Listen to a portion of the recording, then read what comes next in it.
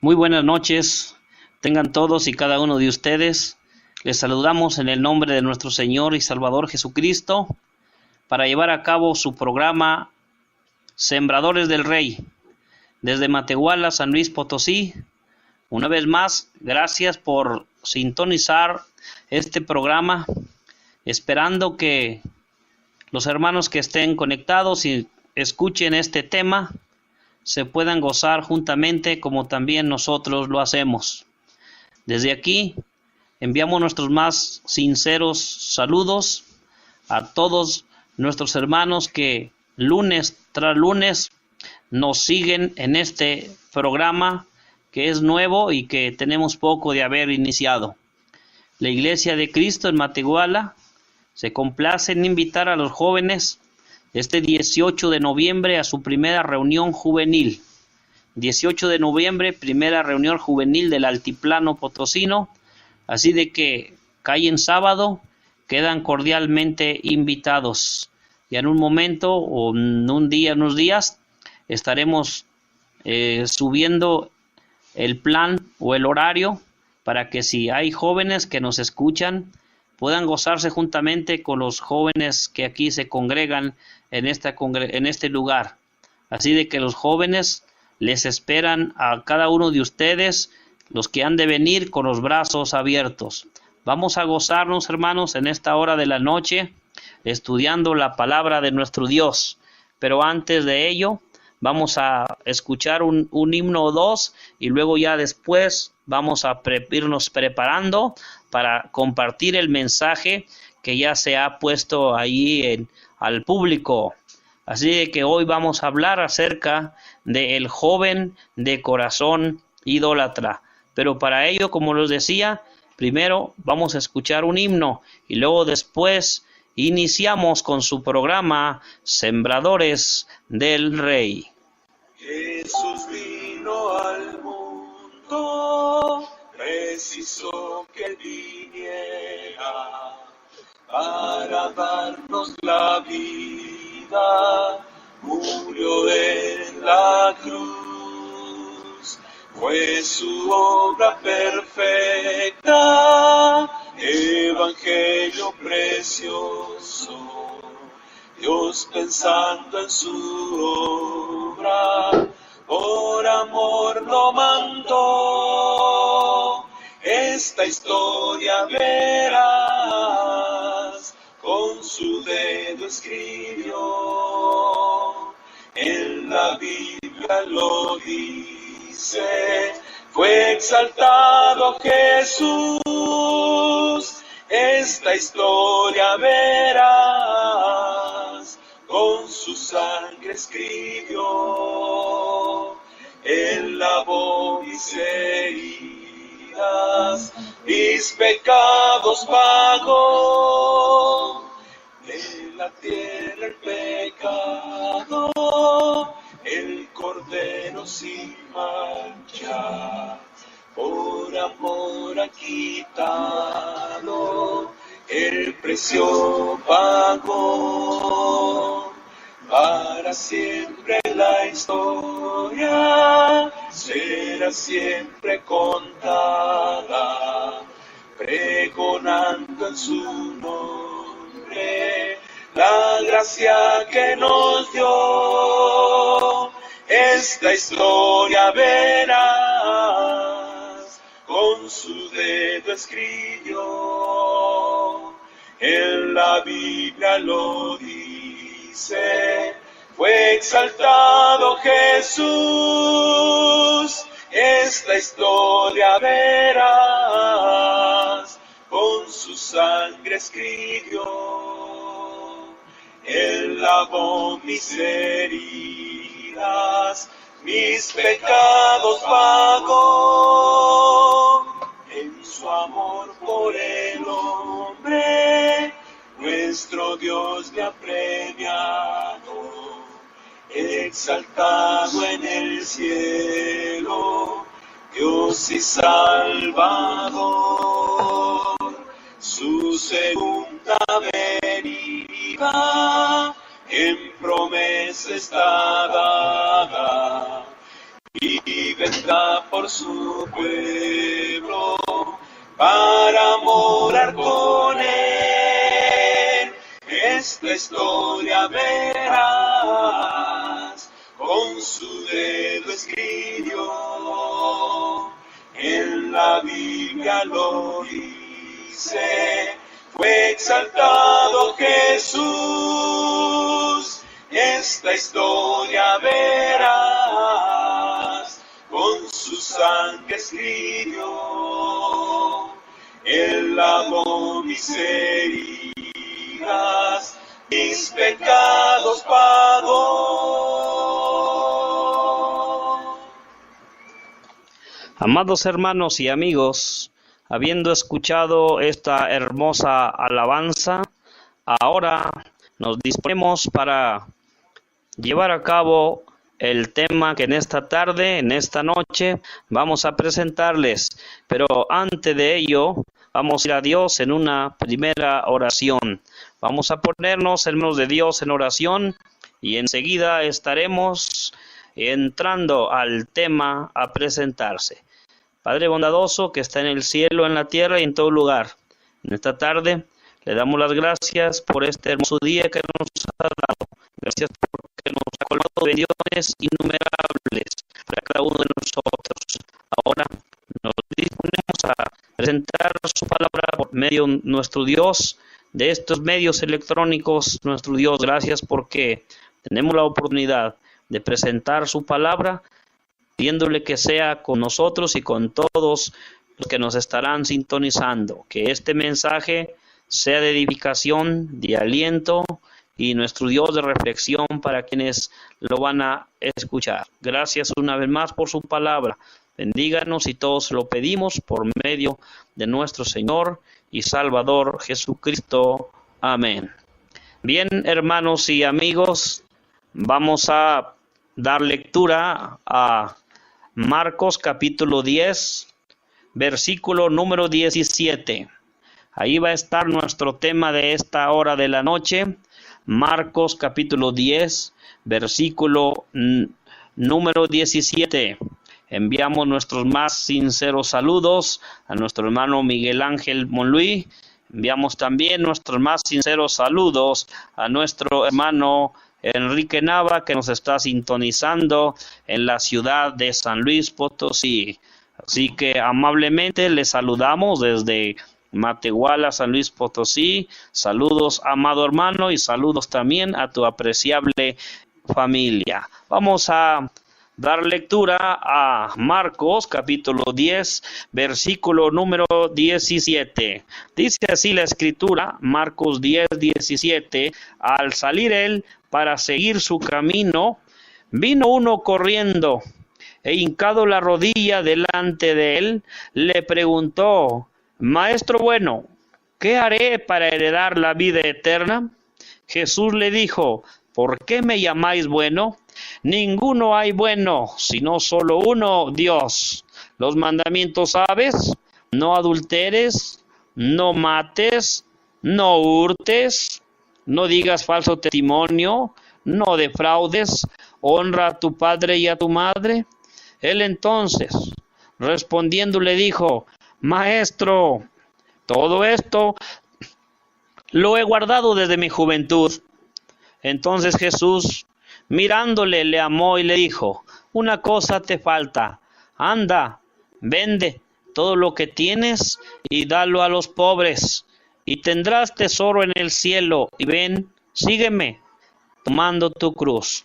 Pero él, afligido por estas palabras, se fue triste, porque tenía muchas posesiones. Entonces Jesús, mirándolo alrededor, dijo a sus discípulos: cuán difícil entrarán en el reino de Dios los que tienen riquezas.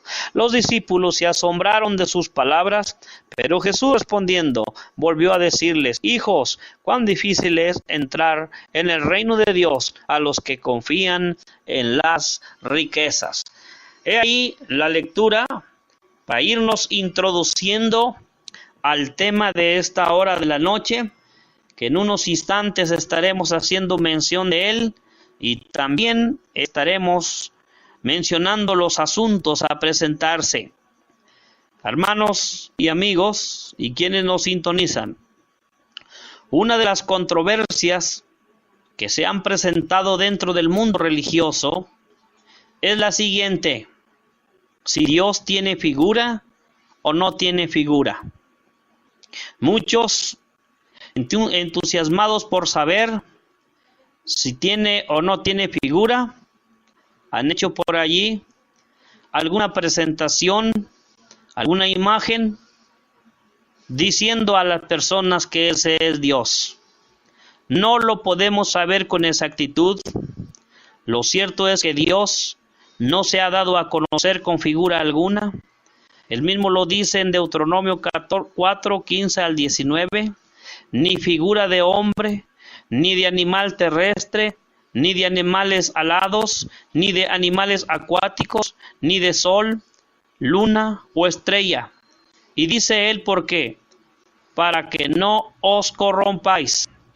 El hombre, lamentablemente, no ha hecho caso de esto y se ha convertido en idólatra, adorando lo que Dios dijo que no adorase. Pero todo esto no acaba allí.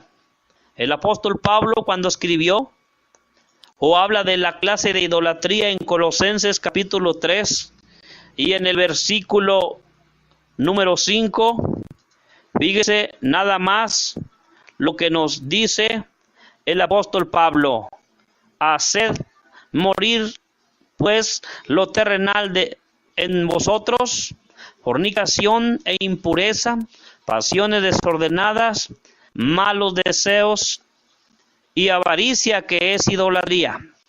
Hermanos y amigos, la avaricia es idolatría según esta palabra.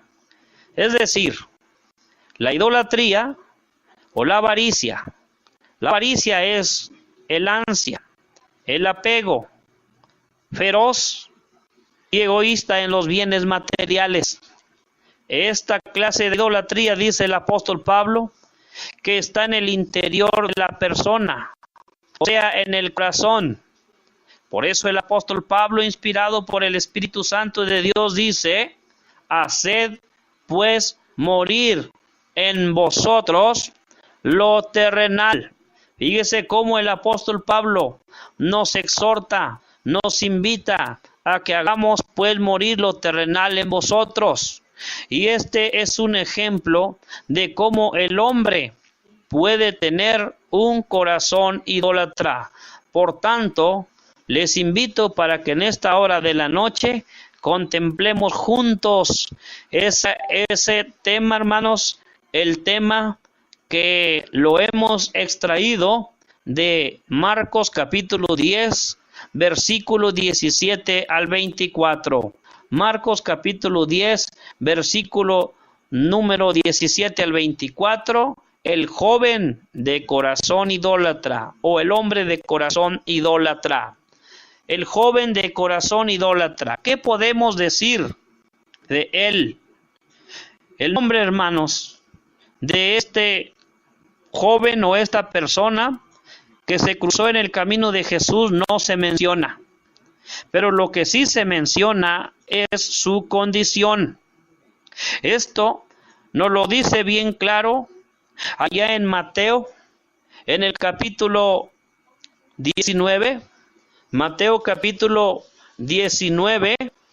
Vamos a ir a Mateo capítulo 19 para que así juntos podamos ir siguiendo la lectura y todos podamos mirar los asuntos que tenemos allí para el tema que estamos tratando en esta hora de la noche.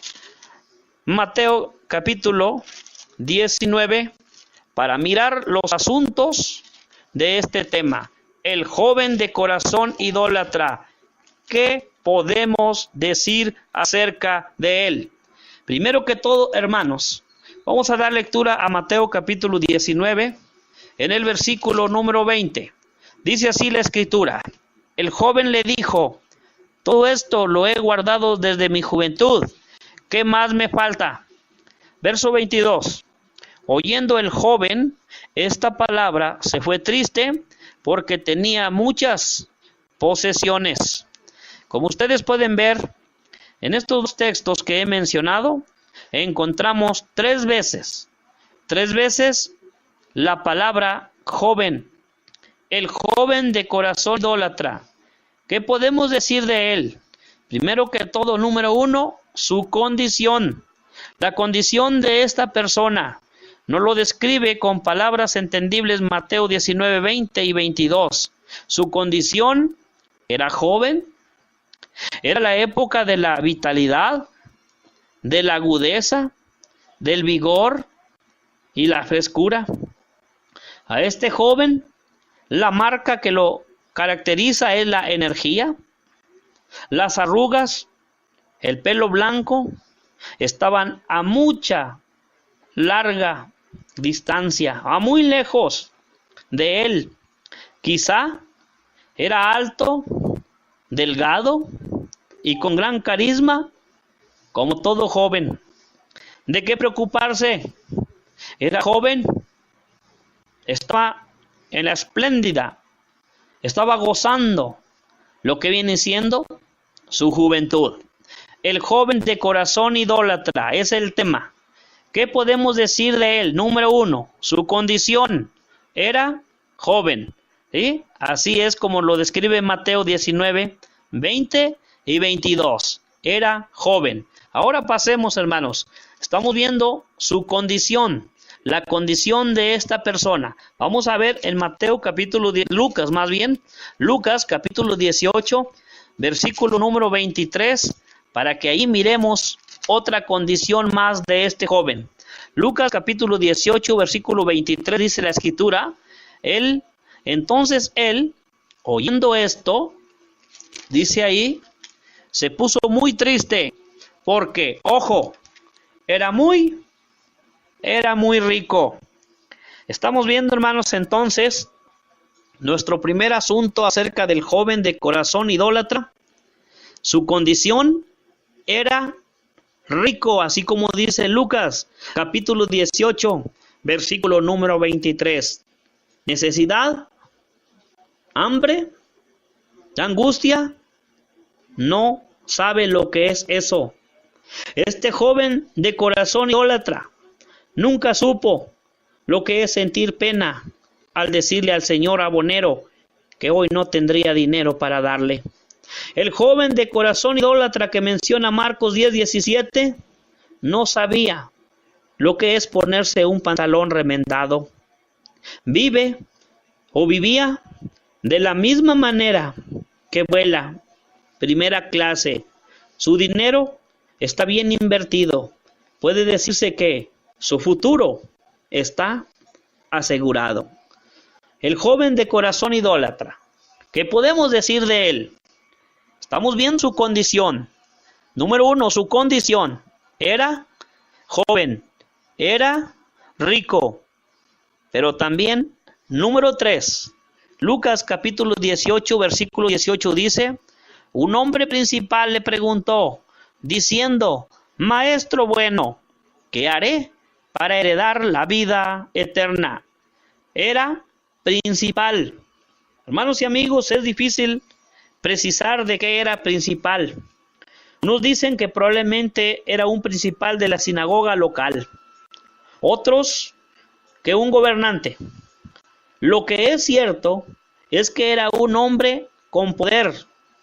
La nueva generación. Para muchos, él era un modelo a seguir. Inclusive, la mayoría, quiero pensar esto, la mayoría de las señoras de Jerusalén que tenían hijas casaderas, lo querían como yerno. Era un joven apuesto y de la alta alcurnia, o sea que era de la clase nice. En otras palabras, era un buen partido. El joven de corazón idólatra. ¿Qué podemos decir de él? Hasta el momento, hermanos, hemos visto su condición. Su condición era joven, era rico y era principal. Número 2, regresando a Marcos, capítulo 10, versículo número 17, número 2. Ahora pasemos a la pregunta. Su pregunta. Dice Marcos 10, 17. Con su pregunta, hermanos, que este joven hace, con la pregunta mostraba su necesidad. Al salir él para seguir su camino, vino uno corriendo e hincado la rodilla delante de él le preguntó: Maestro bueno, ¿qué haré para heredar la vida eterna? Mateo 19, 16 dice: ¿qué bien haré para tener la vida eterna? Hermanos y amigos y jóvenes, lo que nosotros podemos ver en este joven, el joven rico, pero hemos titulado el tema el joven de corazón idólatra, vino con prisa, vino con urgencia.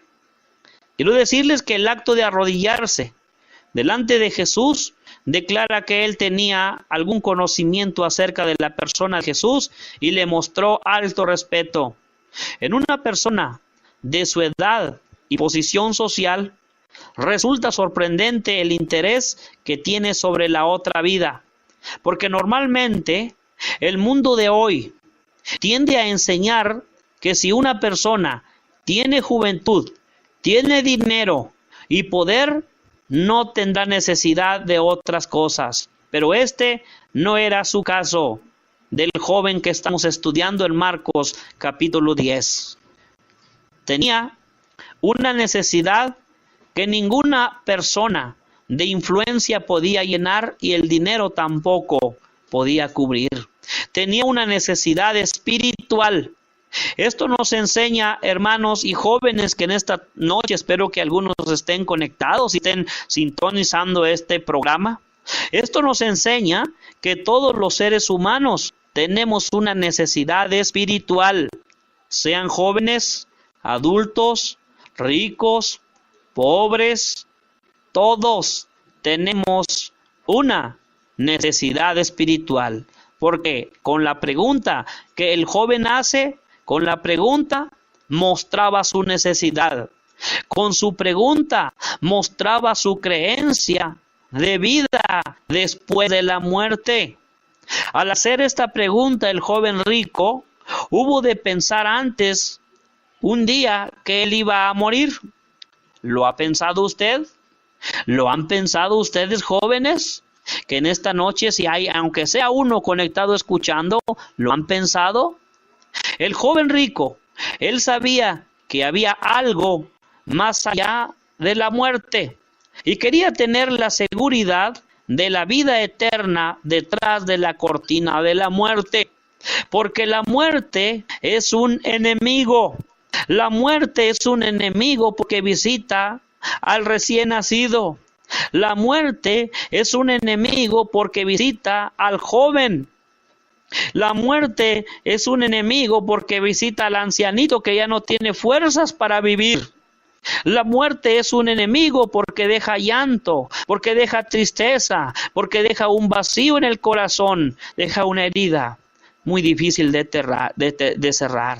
Si todo termina en la muerte, como algunos dicen, ¿por qué se preocupaba este hombre de lo que fuera a pasar después de la muerte? Aquí se contesta la pregunta a aquellos que dicen que todo se termina en la muerte, que hasta ahí llega el ser humano. Pero escuchen muy bien los que están sintonizando este programa. Lean Marcos capítulo 10, versículos 17 en adelante. No todo termina en la muerte. El joven de corazón idólatra, él sabía que el otro mundo es real. Hoy en día la gente tiene miedo a morirse, y no por la muerte en sí, sino por lo que pueda haber después de la muerte, porque la gente no está segura. Estamos viendo el joven de corazón idólatra y estamos en el asunto número 2. Su pregunta. Con su pregunta mostraba su necesidad. Con su pregunta mostraba su creencia de vida después de la muerte. Y con su pregunta, o con la pregunta que este joven hizo, mostraba su idea equivocada de buscar la vida. Era bueno que buscara la vida eterna, pero no era el modo como lo quería buscar. Él hace la pregunta: ¿qué bien haré para tener la vida eterna? Su forma de expresar la pregunta deja en claro su creencia errónea. El joven rico o el joven de corazón idólatra pensaba que podía conseguir vida eterna de la misma manera que consiguen las demás cosas, con su esfuerzo o con su dinero. En otras palabras, decía: ¿qué bien haré yo?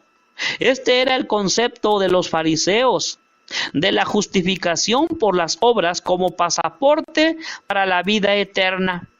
El joven de corazón idólatra pensaba en términos terrenales. ¿Qué requisitos tengo que cumplir? ¿Cuánto dinero hay que invertir? ¿Cuántas millas tengo que cargar para heredar la vida eterna? Amados hermanos y amigos y jóvenes que nos sintonizan en esta noche, ¿cuántas personas piensan así, de esa manera? ¿Ganarse el cielo con obras? La vida eterna no se gana, se recibe. El dinero no puede comprar el cielo. Escúchenme muy bien, el dinero no puede comprar el cielo. Hay cosas que ninguna cantidad de dinero puede comprar. El dinero, por ejemplo, el dinero puede comprar medicinas, pero no la salud. El dinero puede comprar una casa, pero no un hogar. El dinero puede comprar compañía, pero no amigos. El dinero puede comprar diversión, pero no felicidad. El dinero puede comprar comida, pero no apetito. El dinero puede comprar una cama, pero no el sueño. El dinero puede comprar un crucifijo, pero no un salvador. El dinero puede comprar una vida holgada, pero no la vida eterna. El joven de corazón idólatra. Estamos viendo el asunto número 2. Con su pregunta mostraba su necesidad, mostraba su creencia de vida después de la muerte y mostraba su idea equivocada de buscar la vida. Número 3. Vamos a ver el asunto número 3, su autoconfianza. El joven rico, él quiere tener la vida, o el joven de corazón idólatra que estamos viendo, él quería tener la vida como propiedad. Y Jesús puso el dedo en la llaga. Jesús, como conoce el corazón, sabe de qué pie cojeamos. Por eso en Marcos 10:22 dice: pero él, afligido por esta palabra, se fue triste porque tenía muchas posesiones. El joven pierde su postura, rasca su cabeza, baja su mira y se da la media vuelta. Se enfrentó al desafío de su vida. El cielo y las riquezas eran sus alternativas y el resultado manifestó a qué lado se inclinaba la balanza. Se puso triste por no poder seguir a Cristo por un camino más fácil. Dentro del carácter de este hombre quedaba un defecto serio: el egoísmo. ¿Realmente había cumplido los mandamientos? ¿Era verdad que amaba a su prójimo como a sí mismo? Ciertamente no. Dice un dicho: poderoso caballero es don dinero. Sus posesiones eran lo más importante de toda su vida. Constituían para él un ídolo, y a ellas le rendía la adoración y la devoción de su corazón. Por eso Jesús dijo: ninguno puede servir a dos señores, porque aborrecerá al uno y amará al otro, o estimará al uno y menospreciará al otro. No podéis servir a Dios y a las riquezas. Mateo 6:24. La tragedia de este joven de corazón idólatra era que él amó más las cosas que a las personas. Se amaba más a sí mismo de lo que amaba a otros. Amaba más a Dios dinero que a Dios Jesús. pudo, pero no quiso salvarse. Y así hoy en día, hermanos y amigos, hay muchas personas que pueden, pero no quieren salvarse. Aquí estaba su cruz, pero se negó a tomarla. Hermanos, no era el dinero lo que le estorbaba al joven rico, era su autosuficiencia. Él se creía autosuficiente con lo que tenía. No eran las posesiones, era la pompa.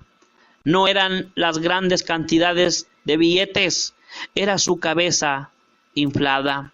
No era el metal, sino su confianza en el metal. Jesús dijo: cuán difícil le es entrar en el reino de Dios a los que confían en las riquezas. Marcos 10:24.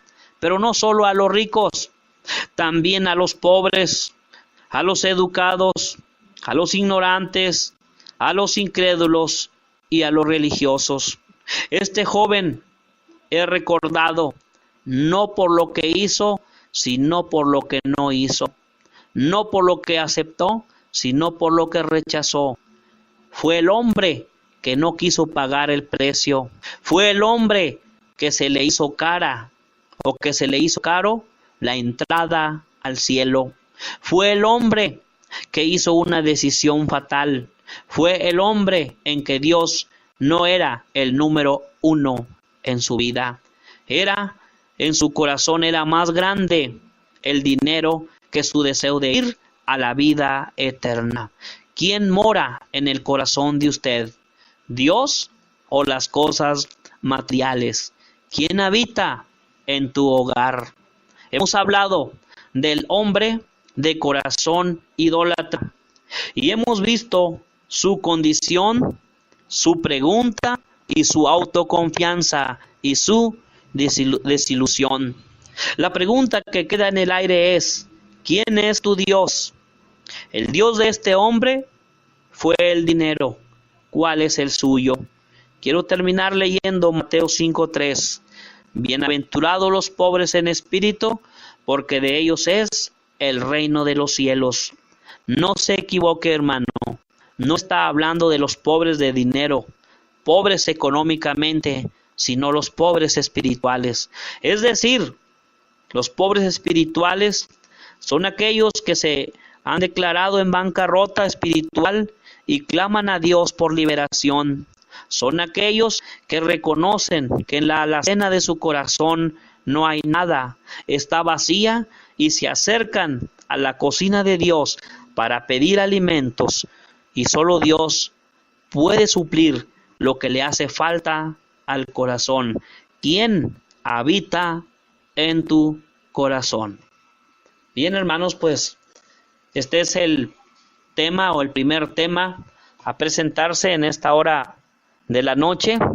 Así de que vamos a escuchar, hermanos, un himno, una alabanza, un canto, y luego después, hermanos, si tenemos tiempo, o creo que sí tenemos tiempo todavía, es 1 hora, hermanos, vamos a continuar, hermanos, con un tema más que tenemos preparado para esta hora de la noche. Así que vamos a escuchar un himno, hermanos, y luego continuamos con otra meditación.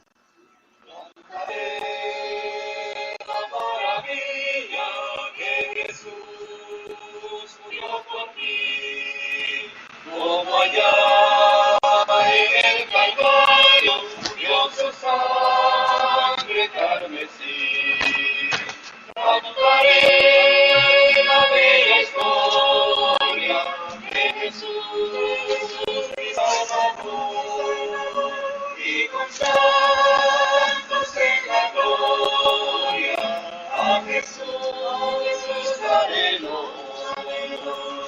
Cristo vino a rescatarme, el perdido me encontró, con su mano fiel y tierna al redil me llevó. Cantaré la bella historia de Jesús mi Salvador, y con santo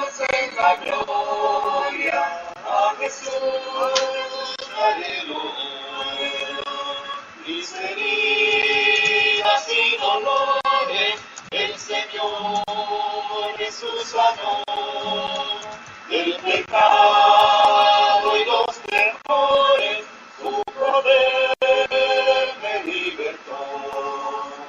Cantaré la bella historia de Jesús mi Salvador, y con santos en la gloria a Jesús daré gloria. Del río de la muerte el Señor me guardará, en su amor tan fiel y fuerte que jamás me dejará. Cantaré la bella historia de Jesús mi Salvador, y con santos en la gloria a Jesús daré gloria. Gracias por sintonizarnos en esta hora de la noche en su programa Sembradores del Rey. Nuevamente enviamos nuestros sinceros saludos a nuestro hermano que nos está sintonizando en esta hora de la noche, a él y su familia allá en la ciudad de San Luis Potosí. Nuestro hermano Enrique Nava, le enviamos saludos, hermano, Dios te bendiga, un hermano que también trabaja arduamente para el Señor. A él y su familia, una familia a quien estimamos y apreciamos mucho en el amor del Señor. Saludos a tu hija Jimena y a todos los que queremos pensar que están rodeados ahí en ese comedor, donde hemos tenido la oportunidad de poder estar juntos compartiendo los sagrados alimentos y también esas tazas de café que casi se tiran ahí arriba del comedor, donde nuestro hermano nos invita cuando hemos podido estar allá. Así que le enviamos, hermano, los saludos y a todos los que también en esta hora de la noche nos sintonizan allá, a nuestros hermanos, nuestro hermano Jorge Pérez, nuestro hermano Talib, nuestro hermano José Mendieta, y hasta donde llegue hasta donde nos escuchen por medio de este programa. Vamos a dar lectura a Efesios capítulo 5, versículo 27, para ver nuestro siguiente tema a presentarse. Dice así Efesios 5:27, a fin de presentársela a sí mismo una iglesia gloriosa, que no tuviese mancha, ni arruga, ni cosa semejante, sino que fuese santa y sin mancha. Hermanos y amigos, no nos debe de quedar la menor duda que en las bodas de este mundo, la novia viene a presentarse ante el novio, vestida y embellecida, lo más humanamente hablando que se pueda. ¿Recuerda usted su boda? ¿Recuerda usted cuando se casó? ¿Recuerda usted la sonrisa de su amada, quien está al lado suyo? ¿Recuerda con la sonrisa que ella tenía? Yo no sé si eran sonrisas de emoción o eran sonrisas de nerviosismo, pero no sé. La cuestión es que la novia se viene a presentar ante el novio de la manera más hermosa que se puede. En estos versos de Efesios capítulo 5, versículo 27, nos habla también de una novia, la cual es la iglesia. El novio es Cristo. Y esta novia no se va a presentar sola ante el novio. Cristo la presenta y mire usted, él mismo la viste y la presenta a la iglesia. Según Efesios capítulo 5, versículo 27, presenta a la iglesia, una iglesia gloriosa delante del Padre Celestial. ¿Y sabe quién es esa iglesia? Esa iglesia o esa novia somos, hermano, usted y yo. Es por eso que en esta ocasión presento el tema una iglesia gloriosa. Una iglesia gloriosa, ¿cómo es? Una iglesia gloriosa es una iglesia sabia. En Efesios capítulo 5 y en el versículo 15 dice la palabra de Dios: mirad pues con diligencia cómo andéis, no como necios, sino como ¿Cómo qué, hermanos? Como sabios. Así que una iglesia gloriosa es una iglesia sabia. Es una iglesia sabia, ¿por qué? Es una iglesia sabia porque vigila su conducta, vigila su comportamiento, vigila cómo anda, vigila cómo se está desempeñando en este mundo, vigila su conducta en el hogar, vigila su conducta en el matrimonio, vigila su conducta en la calle, vigila su conducta en el trabajo y vigila su conducta en la iglesia. Es por eso que una iglesia gloriosa, ¿cómo es? Una iglesia gloriosa es una iglesia sabia porque vigila su conducta, porque aprovecha lo mejor, aprovecha cada oportunidad. En Efesios capítulo 5 versículo 16 dice, aprovechando bien el tiempo porque los días son malos. Una iglesia gloriosa es una iglesia que entonces aprovecha lo mejor, aprovecha cada oportunidad. Hermanos y amigos, el tiempo en el que nosotros estamos viviendo, el tiempo está dividido en múltiples oportunidades que se presentan cada día. Va pasando tan rápidamente que si no nos asimos pronto a él, se nos escapa con la misma rapidez con que se presenta. El mundo suele hablar de la ocasión cuando se trata de pecar. Pero ¿sabe qué? El cristiano ha de entender la frase en sentido de hacer el bien. Una iglesia gloriosa es una iglesia sabia porque vigila su conducta, porque aprovecha lo mejor. ¿Y sabe qué?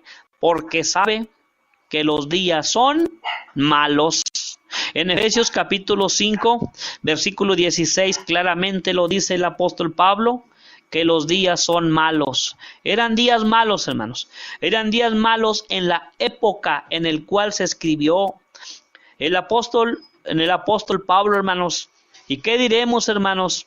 ¿Qué diremos de nuestro tiempo ahora más que nunca? Satanás está trabajando y haciendo mucho daño, hermanos. Así de que, por eso dice la Sagrada Escritura en Efesios 5:23, 5:27, hablando de una iglesia gloriosa, es una iglesia sabia. Si ya lo anotó, número 2. Vamos al segundo asunto. Una iglesia gloriosa. Una iglesia gloriosa es una iglesia que se nutre de la palabra de Dios. En Efesios capítulo 5 versículo 17 dice la Escritura, por tanto, no seáis insensatos, sino entendidos de cuál sea la voluntad del Señor. Verso 18, no os embriaguéis con vino, en lo cual hay disolución, antes bien, sed llenos del Espíritu. Una iglesia gloriosa es una iglesia que se nutre de la palabra de Dios. Se nutre de la palabra de Dios porque entiende, porque tiene conocimiento, porque sabe que esta es la voluntad de Dios. La palabra entender significa tratar de discernir en todo momento. Y el cristiano, hermanos, entendemos que debemos de nutrirnos con la palabra de nuestro Dios. Debemos de nutrirnos, hermanos, con la palabra de nuestro Dios. Así de que una iglesia gloriosa es una iglesia que se nutre de la palabra de Dios, porque sabe que Cristo lo dijo en Mateo capítulo 4, versículo 4, que no solo de pan vivirá el hombre, sino de toda la palabra que sale de la boca de Dios. Porque sabe que Cristo lo dice. Por eso no vive solamente del alimento físico, sino que también vive o sabe que debe de vivir del alimento espiritual. Nos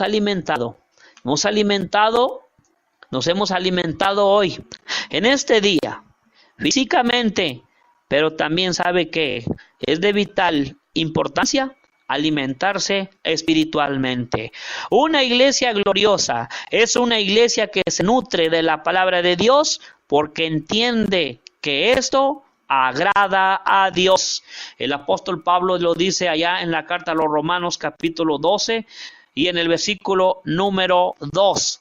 Como el apóstol Pablo, hermanos, cuando les escribe a los hermanos, mire cómo dice el apóstol Pablo: no os conforméis a este siglo, sino transformaos por medio de la renovación de vuestro entendimiento, para que comprobéis cuál sea la voluntad de Dios, agradable y perfecta. Si a Dios le agrada que presentemos nuestro cuerpo vivo en sacrificio delante de Él, también le agrada que la iglesia, su novia, esté bien alimentada, que esté bien nutrida de la palabra de Dios. Esto le agrada a Él. Una iglesia gloriosa. Una iglesia gloriosa, tenemos un tercer asunto. Una iglesia gloriosa es una iglesia que alaba. En Efesios capítulo 5. Efesios capítulo 5, en el versículo 19 dice la Escritura: hablando entre vosotros con salmos, con himnos y cánticos espirituales, cantando y alabando al Señor en vuestros corazones. Una iglesia gloriosa es una iglesia que alaba. Es una iglesia que alaba ¿a quién? Es una iglesia que alaba al Señor. ¿Cómo lo alaba? Lo alaba con salmos, con himnos, con cánticos espirituales y con acción de gracias. Es así, hermanos, como es la iglesia, una iglesia gloriosa, dando siempre gracias por todo al Dios y Padre en el nombre de nuestro Señor Jesucristo. Una iglesia gloriosa es una iglesia que alaba al Señor. Una iglesia gloriosa es una iglesia que sirve. Es una iglesia gloriosa que sirve de todo corazón. Es una iglesia que sirve de todo corazón al Rey de Reyes y Señor de Señores. Es una iglesia, hermanos, que ora. Una iglesia que ora al Padre en el nombre de nuestro Señor Jesucristo. Y esa iglesia gloriosa somos usted y yo. Es por eso que en Efesios capítulo 5, en el versículo 27, se nos presenta este tema, o de aquí hemos extraído el tema: una iglesia gloriosa, una iglesia que alaba al Señor y una iglesia que sirve al Señor, y es una iglesia que adora a nuestro Dios en espíritu y en verdad, porque así lo dice allá en Juan capítulo 4, versículo número 24. Dios es espíritu, y los que le adoran es necesario que le adoren en espíritu y en verdad. Esa iglesia gloriosa somos usted y yo. Siga siendo, hermano, siga siendo, hermana, esa iglesia gloriosa. Es así como estamos llegando a la conclusión de este breve tema. Una iglesia gloriosa. Una iglesia gloriosa es una iglesia sabia. Es una iglesia que se nutre de la palabra de Dios. Y es una iglesia que alaba. Yo les animo, en el nombre de nuestro Señor Jesucristo, a que sigamos siendo esa iglesia gloriosa. Si lo somos ya en esta tierra, también lo seremos allá en la eternidad. Muchas gracias por sintonizarnos en esta hora de la noche, en su programa, Sembradores del Rey. Gracias a todos nuestros hermanos que en esta hora de la noche hayan tenido la oportunidad de habernos sintonizado. Una vez más, Gracias a nuestro hermano que estuvo al pendiente de la radio también, o de los que están allá en Estados Unidos, como nuestro hermano Jorge, su hermano Mendieta, pero también a nuestro hermano Enrique Nava y su familia. Tengo un mensaje también para saludos más bien a los hijos de nuestro hermano Nava, a Lulú, la Lulú pequeña. Gracias, hermana, por enviarme esos saludos. Dice, salúdeme a Regina. Usted sabe a quién es, y yo también sé a quién me refiero, ¿verdad? Así de que, pues, saludos, hermanos, saludos también para cada uno de ustedes. Vamos a ir ya cerrando en esta hora de la noche la transmisión, escuchando un himno que aquí el ingeniero de audio, que es mi muchacho, ya está por aquí preparando para así escuchar este himno, y luego después pues vamos a concluir, hermanos, o ya estamos concluyendo más que todo esto, dándole las gracias a quienes nos han sintonizado, y les esperamos, hermanos, para el próximo lunes seguir escuchando la palabra de nuestro Dios. Tenemos en planes platicarlo con nuestros hermanos, ya sea que estaremos presentando temas o que estemos presentando así en una clase ya los lunes para todos aquellos que nos sintonizan. Dios les bendiga, hermanos, y gracias por su atención.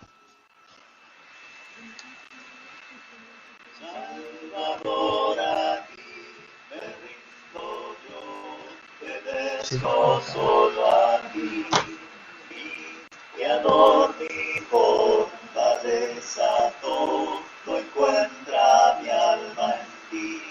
Salvador, yo me rindo a ti. Salvador, yo me rindo a ti. Mis flaquezas y pecados todo traigo a ti. Confiesa sus delitos mi contrito corazón. Oh, Dios Cristo, mi plegaria quiero en ti tener perdón. Salvador, yo me rindo a ti. Salvador, yo me rindo a ti. Mis flaquezas y pecados no traigo a ti. A tus pies yo deposito mi riqueza, mi placer.